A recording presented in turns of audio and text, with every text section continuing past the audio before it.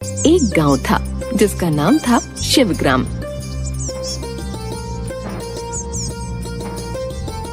उस गांव में माला नाम की एक औरत और उसका पति बृजमोहन रहते थे। माला की आदत थी वो लोगों के सामने अपने झूठे किस्सों का गुणगान करती रहती थी। माला और उसकी सहेली बिमला गांव में आपस में बात करती हुई, तुम्हें पता है बिमला, मैंने अपने बचपन में बहुत बड़े बड़े काम किए हुए हैं। सच भाभी? और नहीं तो क्या। तुम्हें क्या लगता है हमारे गांव का नाम हमारे नाम से क्यों जाना जाता है? क्या बात है भाभी। और पता है एक बार क्या हुआ, हमारे गांव में बंदरों का झुंड घुस आया था।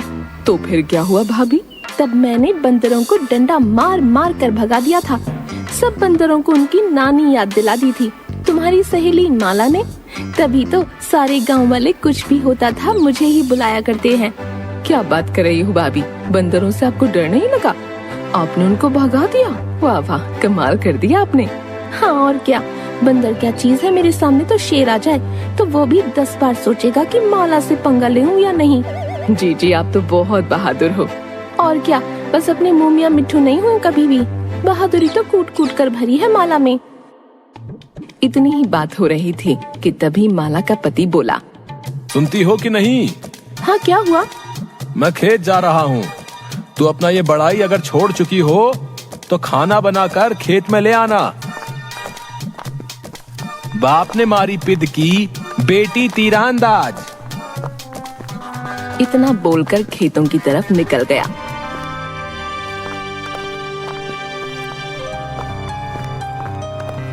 इतने में बिमला भी अपने घर की तरफ निकल गई।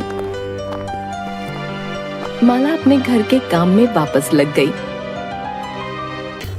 बृजमोहन को खेत जाते रास्ते में पान की दुकान मिली। वहाँ अपने गांव के कामचोर बात करते थे और पूरा दिन मस्ती मारा करते थे। अरे भाई बृजमोहन, कहाँ चले हैं? कभी हम लोगों के पास भी रुक जाया करो। मुझे खेत जाना है, आज पानी लगा दूं वरना खेत की फसल खराब हो जाएगी भैया। अरे यार, खेतों में तो भाभी भी चली जा सकती है। वैसे भी उसको बोलने के अलावा काम ही क्या है? क्यों नहीं, घर का काम, बच्चे को संभालना। हाँ, थोड़ी बड़बोली है, अपने गांव के किस्से सुनाती रहती है सबको। ध्यान रखना बृजमोहन, कहीं रात में सोते हुए तुमको ही ना लतियाने लगे। हाँ अरे भाई, माला भाभी है, वो कुछ भी कर सकती है। हाँ, तुम सही बोल रहे हो। जब वो अपने गांव में बंदरों से नहीं डरती है तो बृजमोहन को तो ऐसे ही उठाकर कहीं फेंक ना दे। भाई तिवारी, लगाओ इसी बात पर एक पान है। तुम तो चाहते यही हो कि हम लतियाए जाएं और तुमको मजा आए। चलो हम चले हैं, तुम्हारे पास कोई काम नहीं है।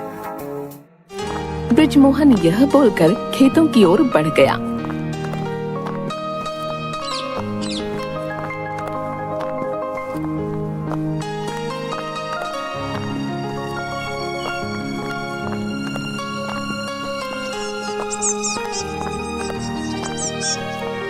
और पहुंचकर काम शुरू कर दिया। काम भी कर रहा था और बंदरों को भी भगा रहा था। गांव में बंदरों का बड़ा आतंक था। बंदर खेतों और लोगों के घरों में घुसकर काफी ऊधम मचाते थे।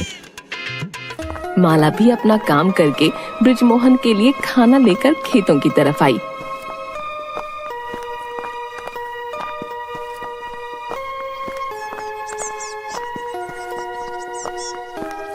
माला और उसके पति ने बड़े हाव चाव से खाना खाया और बृजमोहन आराम करने के लिए वहीं पेड़ के पास सो गया। माला फिर खाना खाकर अपना काम शुरू कर देती है। बंदरों की एक पूरी फौज बृजमोहन के खेतों की तरफ आ रही थी। माला को खेतों में काम करता देख एक बंदर उसकी ओर बढ़ा। माला बंदर को देख थोड़ा डर गई। भाग जा बेटा, तुझे नहीं पता तूने किससे पंगा लिया है। बंदर खाओ खाओ खाओ खाओ। बंदर धीरे से उसकी तरफ बढ़ा। माला उसे बढ़ता देखकर जोर से चिल्ला पड़ी, बचाओ बचाओ बचाओ, बंदर मुझे काट लेगा। दैया रे, ये तो काट रहा है। रुक जा बंदर, तुझे अभी बताती हूँ। क्या तुम डर रही हो? तुम तो बहादुर हो ना। यहाँ मैं डर के मारी मरी जा रही हूँ। आपको मेरी बहादुरी के किस्से अभी सूझ रहे हैं क्या? अरे मैं क्या कर सकता हूँ? तुझे जो करना है कर, मैं सोने जा रहा हूँ। बचाओ ना, मुझे बचाओ। बंदर खुर्राता हुआ बार बार माला की तरफ आने लगा और माला की हालत खराब होने लगी और माला ने बंदर को डंडे से भगाने की कोशिश की, मगर डंडा गलती से दूर जा गिरा और माला को और भी डर लगने लगा। बंदर जी देखो, हम एक प्रजाति के हैं और ऐसा क्या हो सकता है कि मैं आपको डरा नहीं सकती हूँ और ना कभी डरा पाऊंगी। हिम्मत करो, भगा सकोगी। माला हिम्मत करो। बंदर माला की एक बात नहीं सुनता और बंदर माला की ओर बढ़ने लगता है। यहाँ सब ब्रिजमोहन दूर से देखकर बहुत मजे लेने लगा। थोड़ी ही देर में बंदर दौड़कर माला के ऊपर चढ़कर बैठ गया और फिर माला के गालों पर खूब थप्पड़ मारे, जिससे उसके गालों का रंग लाल पड़ गया। बंदर वहाँ से फिर भाग गया। माला उठी और जोर जोर से रोने लगी। दूर से ब्रिजमोहन सब कुछ देख रहा था और ये देखकर खूब हंसने लगा। माला आज तो बंदर से पिट गई। ये बात तो बहुत ही अलग हुई। मुझे बंदर ने मारा और आपको हंसी आ रही है। अरे भाई, तुमको उसे प्यार से मारा, बस थोड़ा गालों को लाल कर दिया है। बगल के खेतों में कुछ गांव के लोग काम कर रहे थे। माला को बंदरों से मार खाते देख गांव वाले माला की ओर भागे। फिर माला के गालों को देखकर खूब हंसने लगे। भाभी आप ठीक तो हो? आज तो बंदरों ने आपको पीट दिया। सुबह आप तो कितना बोल रही थी, आज तो बंदरों ने खुद ही आपका बड़बोलापन खत्म कर दिया है। घर जा रही हूँ मैं। अरे घर जाओगी तो गांव वाले तुमसे ये गाल लाल क्यों हुए पूछेंगे, तो क्या बोलोगी है? बता दूंगी जो मुझे बताना होगा। भाभी आप चिंता मत करो, मैंने सब देख भी लिया है। मैं बता दूंगी क्या हुआ आज खेतों में।